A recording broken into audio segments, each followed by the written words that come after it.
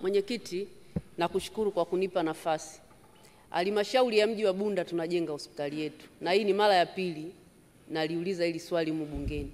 Kuna milioni 800 ilikuja ikamezwa. Na Mheshimiwa Naibu Waziri unapajua pale ile hospitali ambayo tunajenga kwenye kata ya Bunda Store. Sasa hivi imestuck.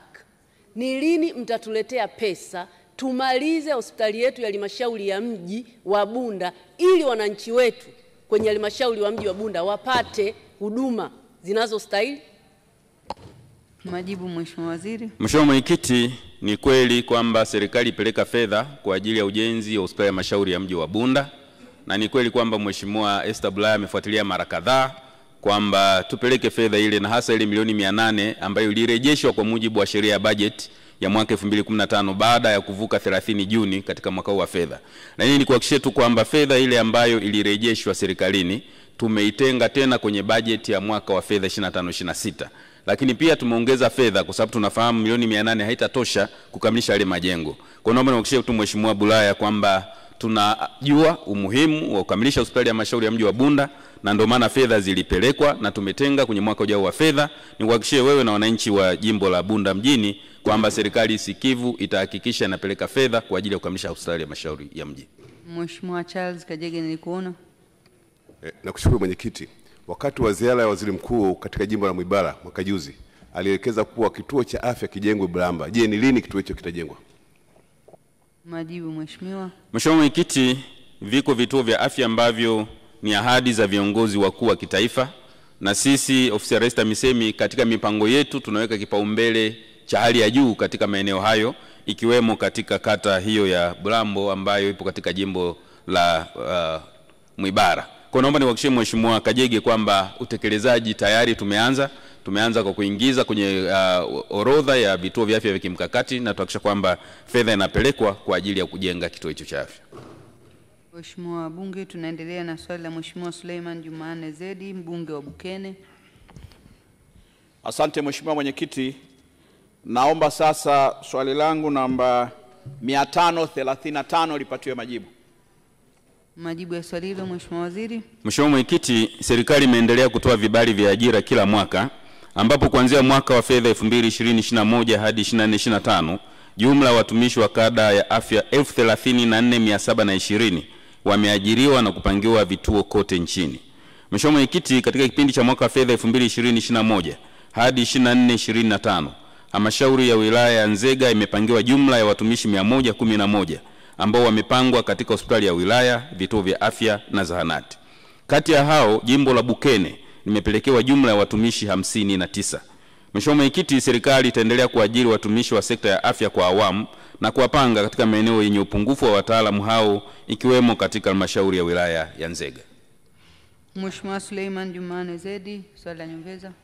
Mheshimiwa Mwenyekiti, nashukuru kwa serikali kutupatia watumishi wa kada afya 59 kwenye jimbo la Bukene, lakini nina swali la nyongeza. Mheshimiwa Mwenyekiti, zahanati mpya tulizojenga na ambazo zimeanza kutoa huduma za vijiji vya Guliambi, Buhulyu, Mogwa, Ivoja, Ilagaja, Kasanga na Mboga, zote hizi zina mtumishi mmoja tu.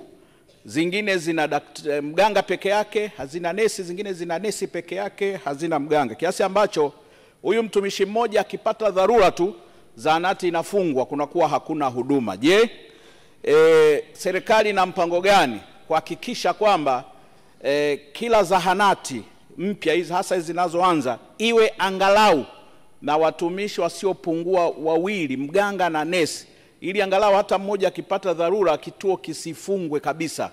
Ina mpango gani wa kuhakikisha hiyo minimum ya watumishi wanakuwepo kwenye kila kituo? Majibu Mheshimiwa Waziri. Asante sana Mheshimiwa Mwenyekiti. Mheshimiwa Mwenyekiti, serikali imeendelea na kutekeleza kipaumbele chake na sera yake ya kusogeza huduma za afya karibu zaidi na wananchi kwa kujenga zahanati ili kupunguza umbali wa wananchi kupata huduma za afya. Na katika kipindi cha miaka hii 4 ya serikali ya awamu ya 6, jumla ya zahanati zaidi ya 1300 mpya zimejengwa, zikiwemo zahanati ambazo ziko katika jimbo la Bukene, na maana yake ni kwamba tumeendelea kuongeza sana idadi ya vituo vya afya na automatically idadi ya watumishi wanaohitajika pia imeendelea kuongezeka. Naomba nimhakikishie tu Mheshimiwa mbunge wa jimbo la Bukene, Mheshimiwa Suleiman Zedi, kwamba tunafahamu kwamba katika zahanati hizo kuna upungufu wa watumishi, lakini kwa sababu zahanati hizo ni mpya, tumeendelea na kuajiri watumishi na kuwapeleka kwa ajili ya kuziba pengo la watumishi. Lakini nitumie nafasi hii kumkumbusha mkurugenzi wa halmashauri, lakini pia na katibu tawala wa mkoa wa Tabora, kwamba katika maeneo yote ambayo na watumishi mmoja katika zahanati wafanye msawazo wa ndani wa watumishi, aidha kutoka halmashauri nyingine yenye nafuu kupeleka hapo, lakini pia ndani ya halmashauri yenyewe kutoka kwenye vituo vingine vyenye watumishi wengi, ili angalau huduma muhimu ziendelee kutolewa wakati serikali inaendelea na kutoa vibali vya ajira na kwenda kuziba mapengo hayo. Mheshimiwa Saasisha Mafue, nimekuona atafuatia Mheshimiwa Tunza Malapa. Asante Mheshimiwa Mwenyekiti. Naishukuru serikali imetujengea vituo vipya vya kutoa huduma ya afya kwa maana ya zahanati na vituo vya afya pamoja na ukarabati wa hospitali ya wilaya. Lakini tuna changamoto kubwa ya watumishi kwenye eneo hili la afya. Je, serikali ina mpango gani ya kutuletea watumishi wa afya kwenye maeneo haya? Majibu Mheshimiwa Waziri. Mheshimiwa Mwenyekiti, ni dhahiri kwamba katika kipindi hiki cha miaka minne wataalamu wa sekta ya afya walioajiriwa ni wengi sana. Wataalamu 34,720. Lakini wataalamu hawa bado hawatoshi kwa sababu pia kasi ya ujenzi wa vituo imekuwa kubwa zaidi. Kwa naomba nimhakikishie Mheshimiwa mbunge, serikali inakwenda na utekelezaji wa afua zote.